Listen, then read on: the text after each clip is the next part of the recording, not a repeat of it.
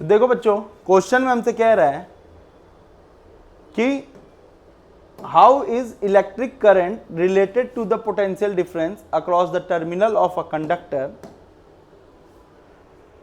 Draw the label circuit diagram to verify this relationship, why should an ammeter have low resistance, 2 VI graph A and B for series and parallel combination of two resistors are as given.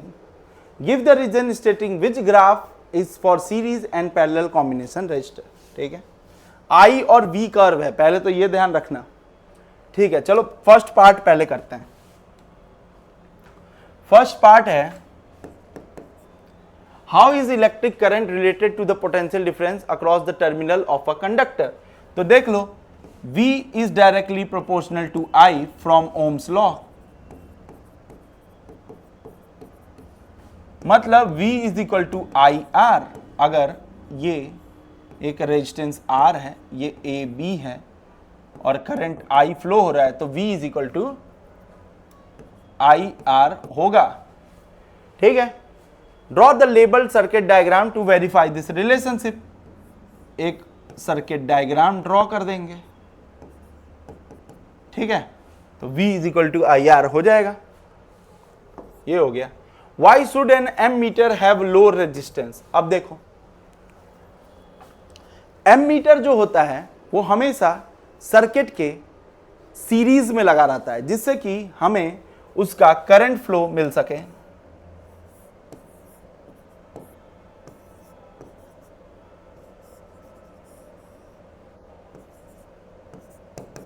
देखो, हमेशा series में लगा रहता है। ठीक, अगर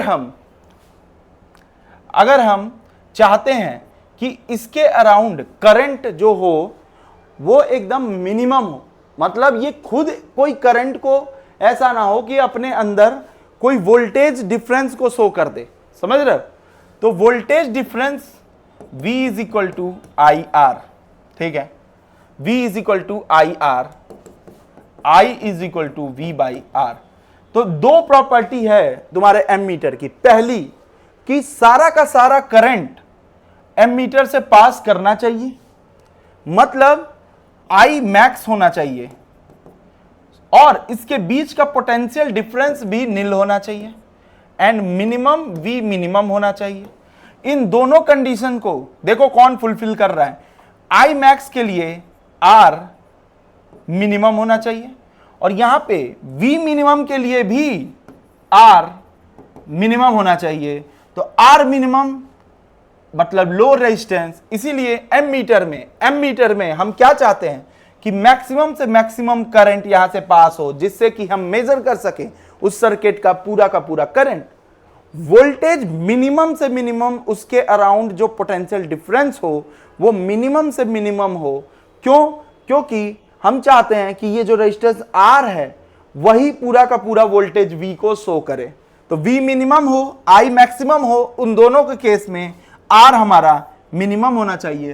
तो इसलिए हमारा आंसर हो जाएगा R minimum in the ammeter. अब देखो, 2 VI graph A and B for series and parallel combination of two resistor are as shown. Give reason stating which graph is the series। अच्छा, ये प्रॉपर्टी है for series combination of resistance.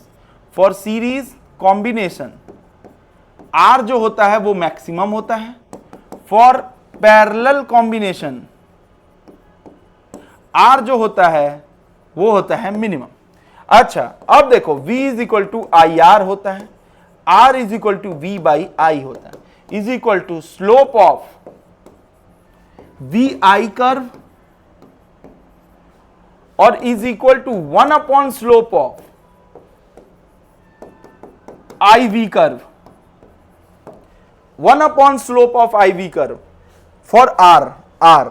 अब देखो, for R maximum 1 upon slope of IV curve,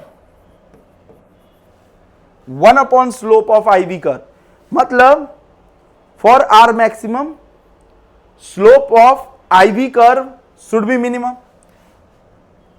1 upon slope of IV curve maximum, मतलब slope of IV curve minimum, ये R maximum के लिए slope minimum होना चाहिए। तो A तुम्हारा R सीरीज को शो कर रहा है एंड B तुम्हारा R पैरेलल को शो कर रहा है। समझ रहे हो, उल्टा VI कर्व का जस्ट उल्टा होगा यहां पे IV कर्व में, ठीक है। तो R मैक्सिमम मतलब V बाई I मैक्सिमम और I by V minimum. I by V minimum मतलब slope of IV curve minimum, जिससे कि R मैक्सिमम मतलब यहां पे ये slope of curve A less than slope of curve B, मतलब R series is of A and R parallel is of B। ठीक है, तो ये बहुत ही अच्छा क्वेश्चन है, ध्यान रखेंगे।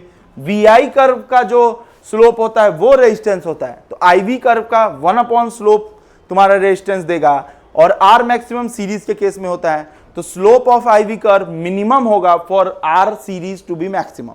ठीक है।